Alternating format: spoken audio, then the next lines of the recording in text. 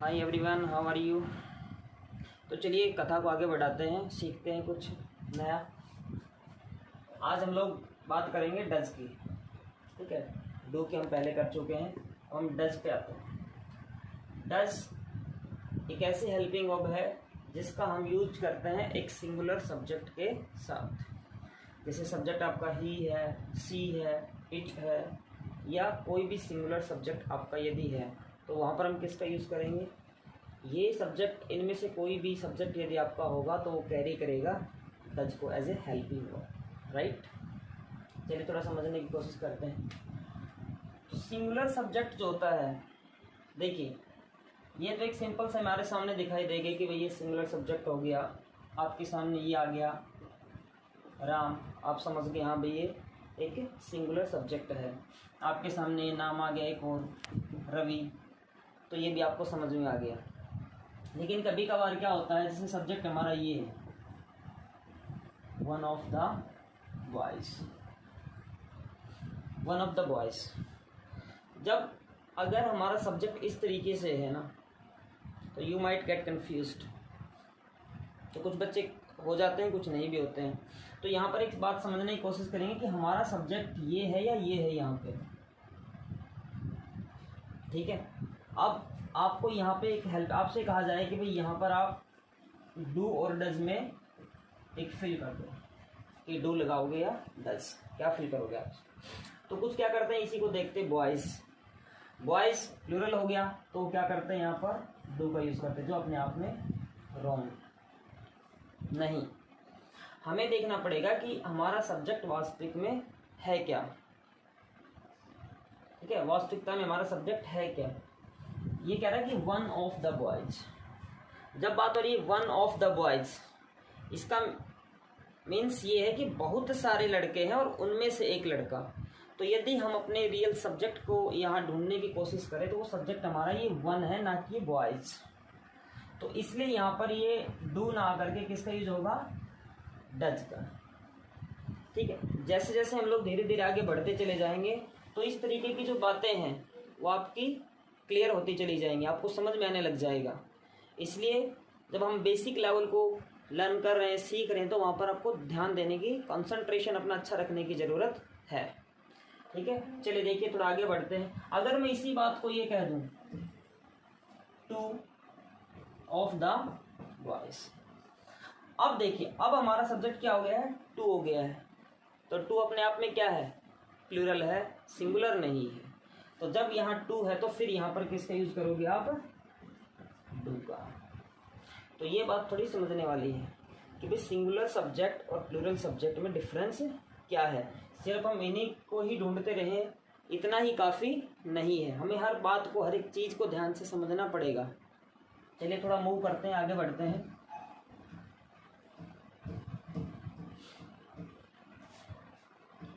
अब देखिए थोड़ा सेंटेंसेस बनाने की कोशिश करते हैं डज की। सबसे पहले हम बनाएंगे पॉजिटिव सेंटेंस। यदि आप पॉजिटिव सेंटेंस बनाओगे, जब भी इन सब्जेक्ट्स की बारी आती है, मीन्स जब बात आती है सिंगुलर सब्जेक्ट की प्रेजेंट इंडेफिनिट टेंस में, तो हमारा सबसे पहले आता है सब्जेक्ट, उसके बाद आएगा फर्स्ट फॉर्म प्लस एस और ई एस, या लगा सकते हैं आप कभी कभार आई ई एस, और उसके बाद जो आपका आता है वो आता है ऑब्जेक्ट। ठीक है, तो subject V1 plus S, E S और आई ई एस, ये इनमें से कुछ लगेगा V1 के साथ में। ठीक है, तो ये स्ट्रक्चर हमारे सामने निकल कर के आया कि जब भी हम प्रेजेंट इंडेफिनिट टेंस में कोई सेंटेंस बनाएंगे और उस सेंटेंस का सब्जेक्ट डूअर यदि सिंगुलर होता है तो उसका स्ट्रक्चर कुछ इस तरीके से रहेगा, ध्यान से देखिए। ठीक है, पॉजिटिव सेंटेंस का।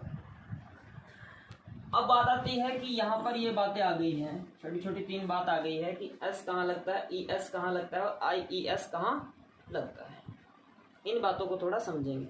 आइए सबसे पहले हम समझने की कोशिश करते हैं ई एस। जब भी ई एस की बात आती है तो यदि किसी भी वर्ब के अंत में आपको मिलता है एस,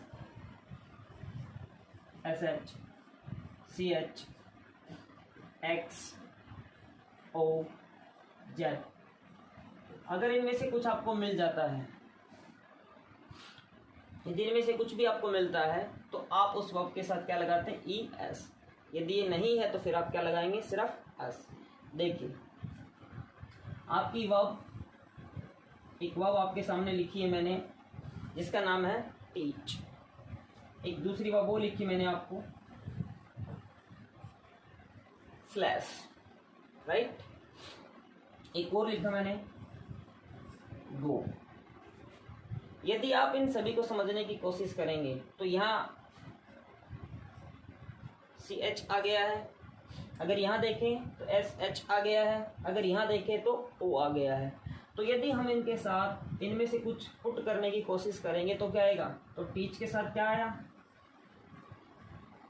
ई एस, राइट, क्योंकि यहाँ पर सी एच। उसके बाद है स्लैश, एस एच, तो यहाँ पर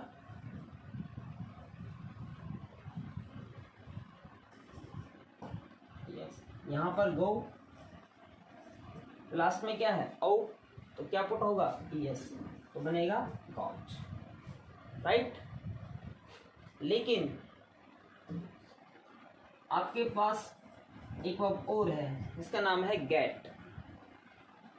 यदि आप देखें इनमें से क्या कुछ है, यहाँ पे नथिंग, कुछ नहीं है, तो यहाँ पर हम सिर्फ और सिर्फ यूज करेंगे एस, तो ये आपका बन गया गेट्स। ठीक है, तो ये डिफरेंसेस हैं, अंतर है ये कि कहाँ पर हम एस का यूज करते हैं, कहाँ पर हम ई एस का यूज करते हैं। अब आइए कुछ और समझते हैं, आई ई एस, अब ये कहाँ पर लगाए हम, तो देखो कुछ कुछ वर्ड्स मैं आपके सामने लिख रहा हूँ। First one is play, second one is try, third one is cry, right. Look at these words, the first one is play, the second one is try, the third one is cry. If you look at these words, then everywhere you will find Y. हर जगह क्या है, Y। इस word के साथ भी है, इस word के साथ भी है, इस वर्ड के साथ भी है। Means in the end of each and every word there is Y। लेकिन यदि हम इस Y से पहले देखने की कोशिश करें और इस Y की पहले देखने की कोशिश करें, ठीक है, just before this Y, this Y, this Y, तो यहाँ पर हमारे पास में है वावल, यहाँ पर वावल है, लेकिन यहाँ दोनों जगह पर क्या है, कॉन्सोनेंट है। यही डिफरेंस है वैसे। तो जहाँ पर भी वावल आएगा, जहाँ पर भी आपको वावल मिलेगा वाई से पहले, तो आपको सिर्फ और सिर्फ एस का यूज करना है। यदि वाई से पहले आपको वावल मिलेगा तो सिर्फ और सिर्फ एस का यूज करना है। लेकिन यदि कॉन्सोनेंट मिलेगा तो वाई हटेगा और आई ई एस आ जाएगा। ठीक है, यदि वाई से की पहले आपको कॉन्सोनेंट मिलता है तो वाई हटेगा, रिमूव होगा वो, और उसकी जगह पर हम किसका यूज करेंगे, I E S. Understood? I hope ये बात आपको समझ में आ गई होगी अच्छे तरीके से कि कहाँ पर एस आता है, कहाँ पर ई एस आता है, कहाँ पर आई ई एस आता है। और ये एक स्ट्रक्चर मैंने आपके सामने लिखा है, ये कुछ एग्जांपल्स मैंने दिए हैं, एक बार इसका स्क्रीनशॉट लीजिए आप। तो ये कुछ सेंटेंसेस बनाते हैं, लेट्स मेक सम सेंटेंसेस। ही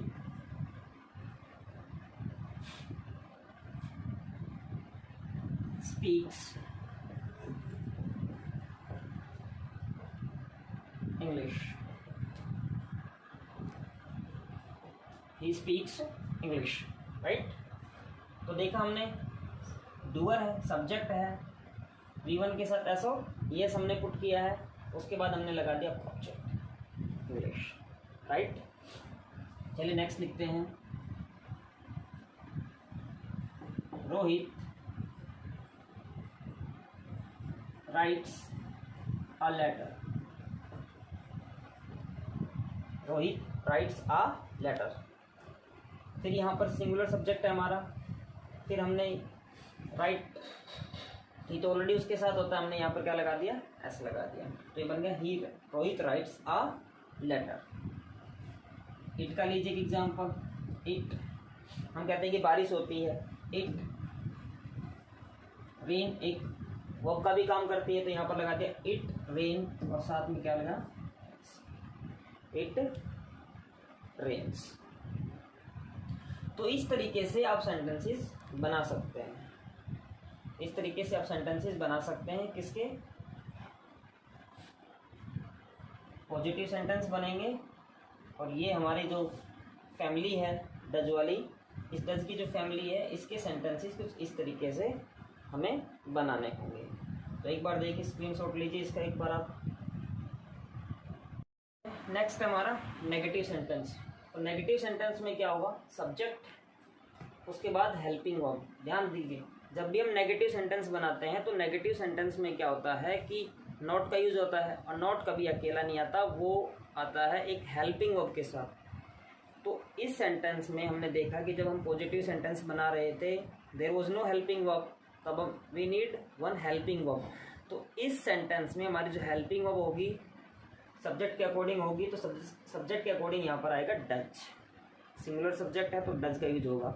और डज को यदि हम समझें तो यहाँ पर डू है, उसके साथ क्या पुट किया गया है, ई एस, राइट। तो जब ई एस यहाँ पर लगा दिया गया है तो एक बार एस आ जाता है तो उसके बाद दोबारा एस नहीं आता है, तो यहाँ पर हम एस का यूज़ नहीं करेंगे, अब सिर्फ यहाँ पर V1 आएगा। तो subject, helping verb, not, V1, object, ये स्ट्रक्चर रहेगा, ये फॉर्मेशन रहेगा सेंटेंस का। जैसे सेंटेंस बनाया, Ram does not tell a lie. तो सब्जेक्ट है, हेल्पिंग वर्ब है, नॉट है, वर्ब V1 है और ऑब्जेक्ट है। दूसरा है Kirti does not sing a song, right. Structure वही है, subject, helping verb, not, V1 और ऑब्जेक्ट, ठीक है। तो Kirti does not sing a song, Kirti गाना नहीं गाती है। तो ये हमारा हो गया एक नेगेटिव का स्ट्रक्चर। अब बचता है इंटेरोगेटिव। इंटेरोगेटिव को समझ लीजिए थोड़ा सा।